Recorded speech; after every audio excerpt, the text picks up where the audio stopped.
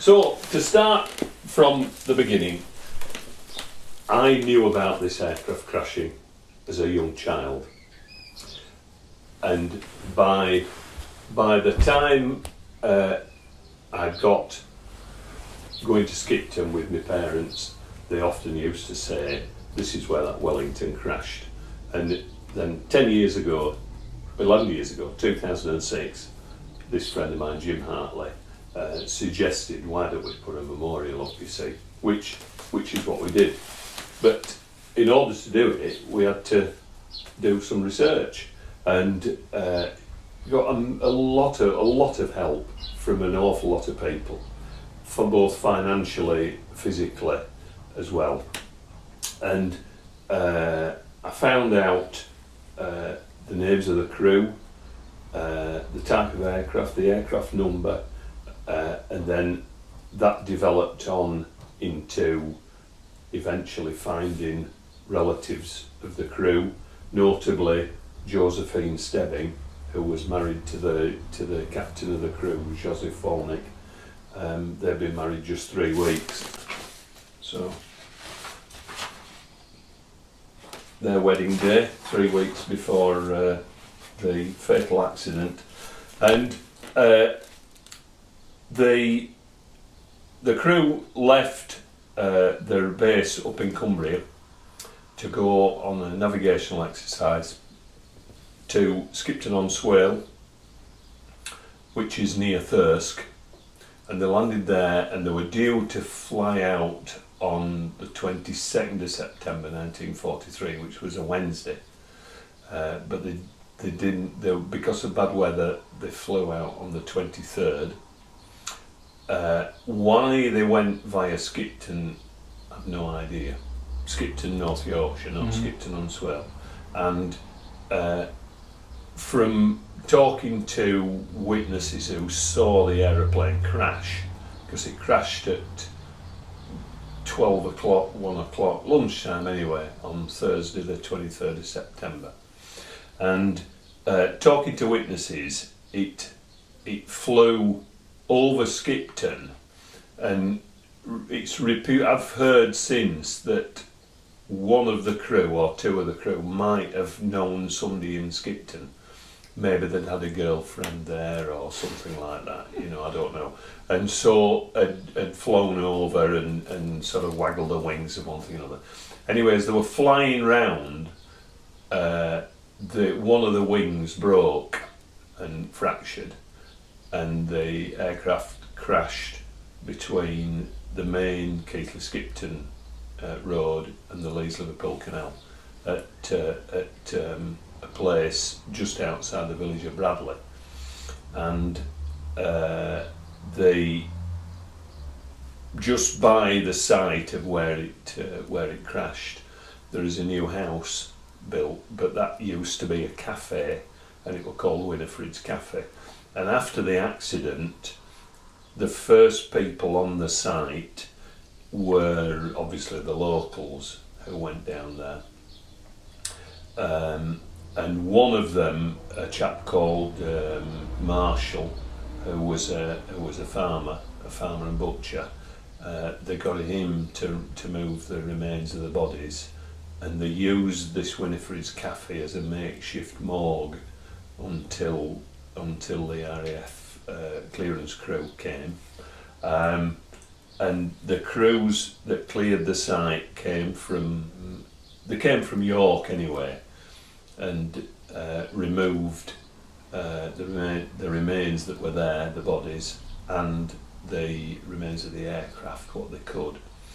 But when it crashed, there was a fire, and one of the local mills had their own fire crew. This was in a village called Connolly, and the fire crew set out with this little Ford truck towing a little fire tender, and the boss of the factory clocked the men out and clocked them back, the fire crew. But there's one lady in particular who I knew very well, one of my former customers, she saw it crash. She was at home on a lunch break, and she saw this aeroplane flying over low, and then saw the wing break off and it crashing. But I had a lot of help from a lot of people. The RAF Polish Records Office at RAF Northolt were very, very helpful, and they supplied me with all the crew's air records, and so I've got all the records of all the crew members, and technically I should have paid £35 each for these, but I could have got them free if I was the next of kin. But once they knew that we were building a memorial, we got these free of charge. And then eventually I managed to get, I contacted relatives of the pilot, Chyston. His relatives came to our unveiling ceremony, and they also sent me these photographs. This is when he was training. Obviously that's when he was training. A lovely picture of him there. And Josephine Stebbings still had Joseph Volnick's photograph album from when Jim and I went to see her.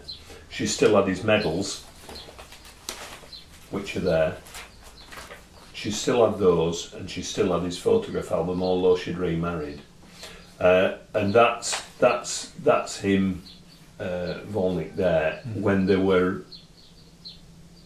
coming from Poland.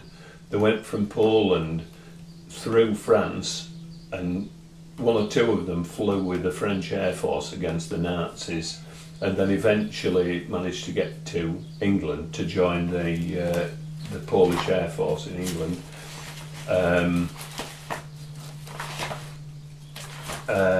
Then eventually I got hold of the son of Chizowski, the gunner, who'd married this lady, and I eventually met her about 4 or 5 years ago, and his son, and his son had found me quite by accident through the internet. I went to the Records Queue, the National Archives, and got all the Volnick's aircraft records of the operations he flew on, and he did 40 odd operations from various places, mainly from South Wales. There's a copy of the pilot's service book that came from his relatives, and the aircraft itself. Well, you know, that's what it would have looked like. It's a 251. One of the first things, two of the first things that I got about the aircraft crash were these copies of these documents, and these are RAF forms from the time, and it briefly says about what happened on the day, and it says aircraft flight crashes accident due to failure in tension of the lower rear main spar boom, initiating by fatigue crack. The accident might have been prevented if the inspection for cracks at this point was called for by special instructions had been carried out. So basically, these Wellingtons were prone to cracking at this point, but this aircraft, although it was relatively new, had never had this inspection done. And then, you know, today that they have lots, and you know, if there's an aircraft crash, you know, there's mountains of paperwork and lots of people. That is all the report is for 7 Polish lives, is one piece of paper, and all it says is the aircraft which had been on a training night flight was landed at Skipton on Swale on account of poor weather conditions on the night prior to the accident, etc. And it goes on. Detail of examination by the RAE at the lower boom fracture revealed that the rear boom had failed at the inboard end. The aircraft had only flown 340 hours and was built at Blackpool on the 21st of February 1943. And then it goes on, it gives all the crew names and the aircraft details, and but that's all it is. That is the total volume of what happened to 7 Polish lives.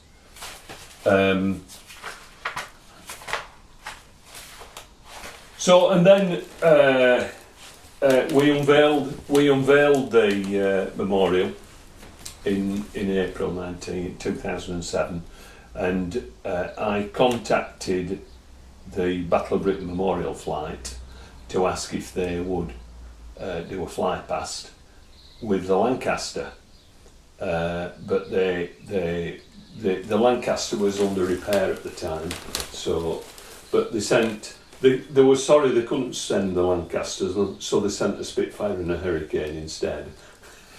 So you'll see on that DVD I've given you, you'll see that there's a fly past by Spitfire and a Hurricane. And then since then, I think the year after, we had a little service, another little service there with a big Polish contingent from Bradford.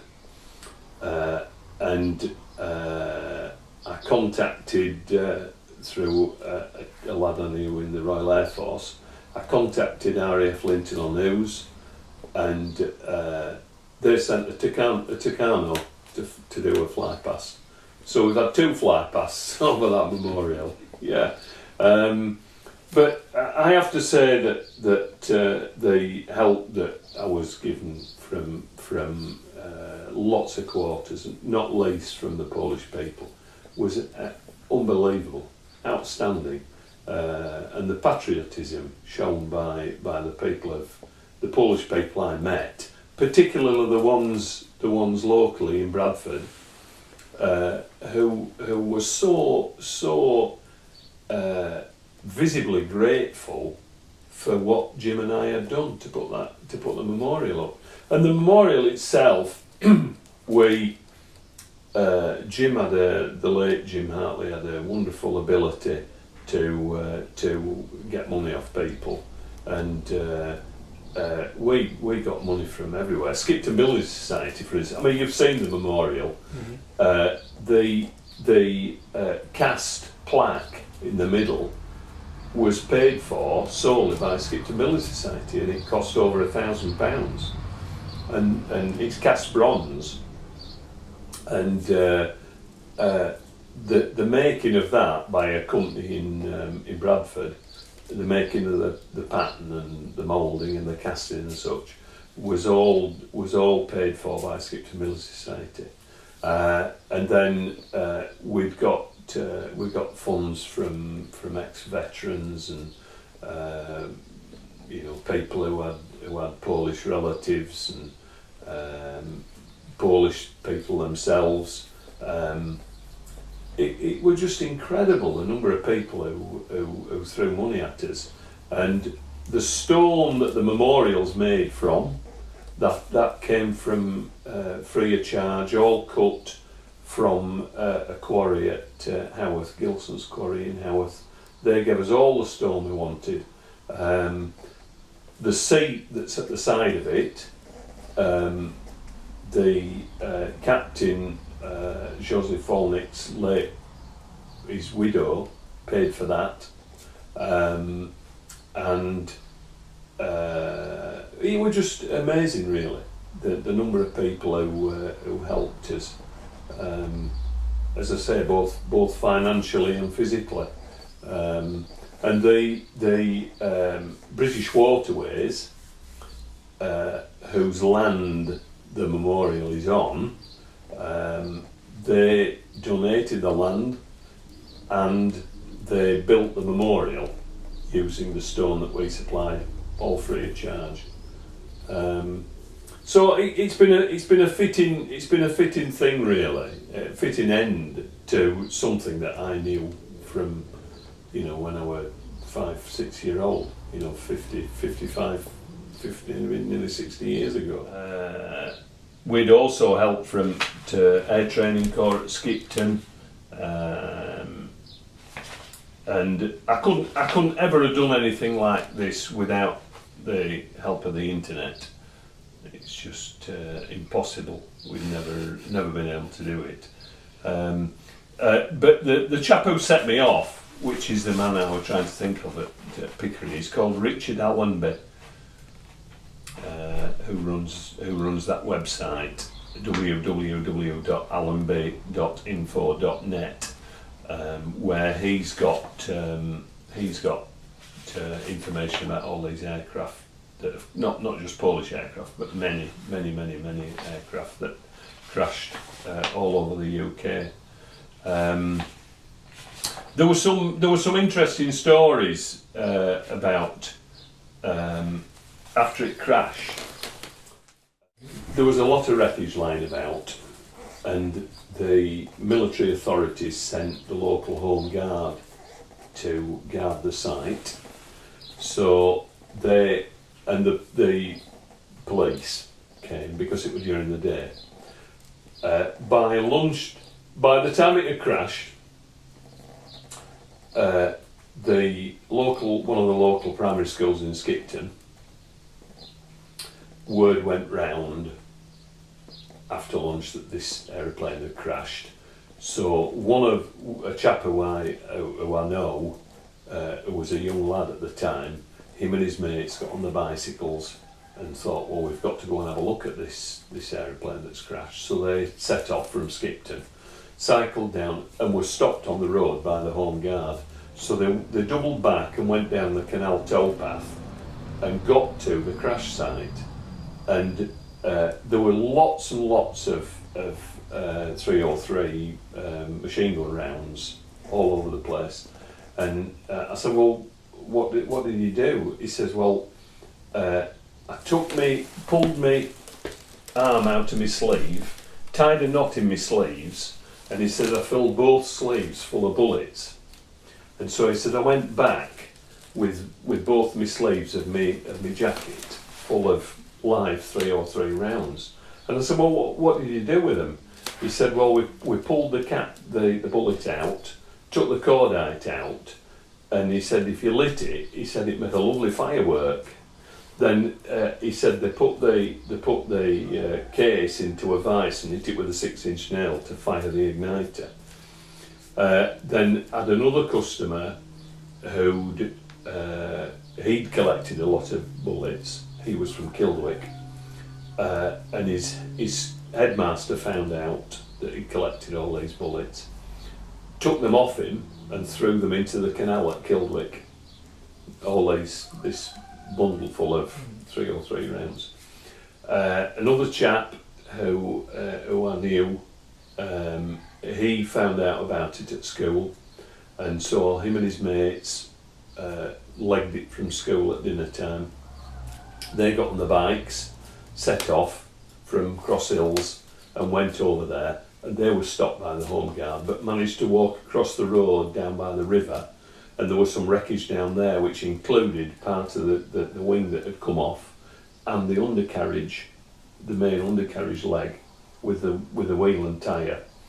And the tyre was burst, and he said, I got my penknife out and got some of the inner tube out, because he says we couldn't get rubber in World War II, there weren't any about.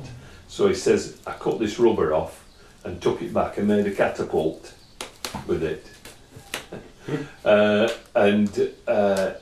yeah, some fascinating stories. There were two sisters who were going home.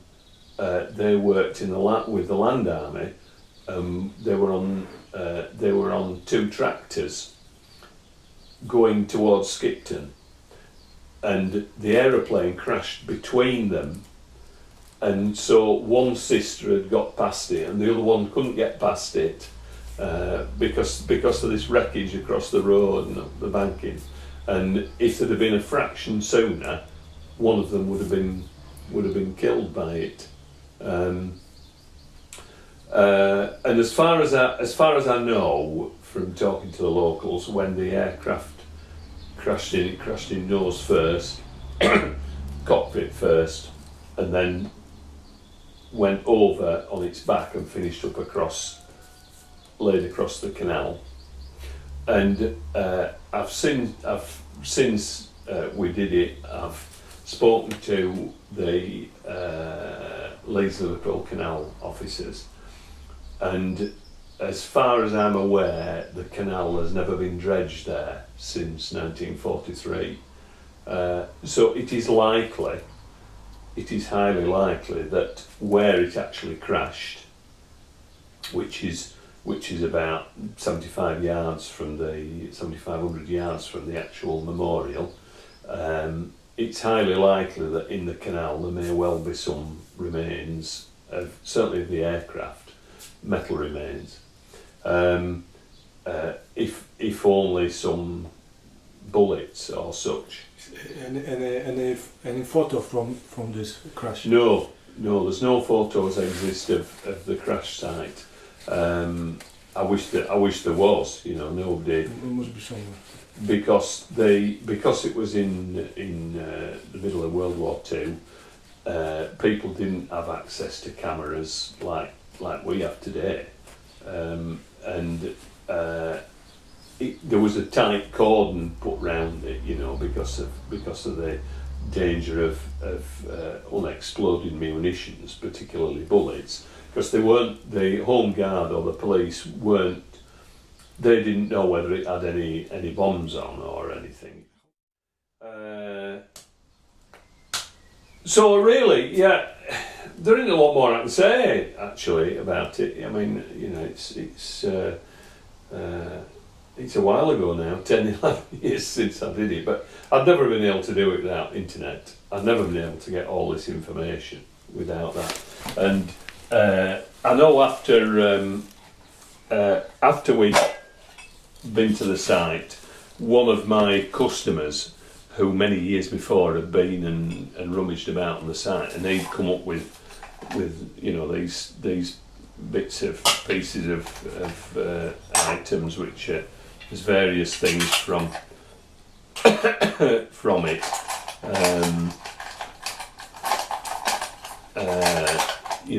There's bits of the geodetic construction of it, and some plexiglass look, off the cockpit and such, and then the odd former bullet and exploded rounds. There's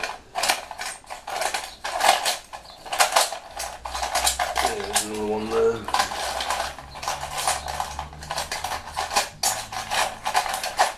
Another one there. Look. And the bullets, these bullets, they're .303, and if on the bottom it's got 43 for the year, CP, and CP is it's a company. Anyway, these were made at Guiseley. These were made in a factory in Guiseley, between near Leeds.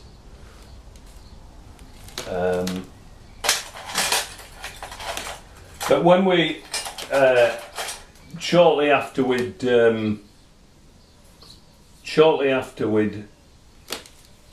before we built the memorial, a friend of mine a friend of mine who had a metal detector. We went and had a look in winter before the undergrowth grew, and we found, without the metal detector, we found the remains of one of the fuel gauges with a brass face, and so we rescued that brass face, and you've perhaps seen it. We mounted it in the memorial, and then the aluminium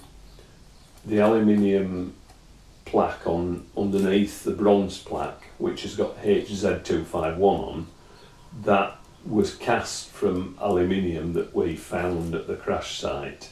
We had it melted down and made into, so that aluminium is actually part of the aircraft, the aluminium from, because there was so much alloy knocking about, you know, from, I mean, you can see on here, look, you know, how, I mean, that's aluminium, and you can see how it's corroded.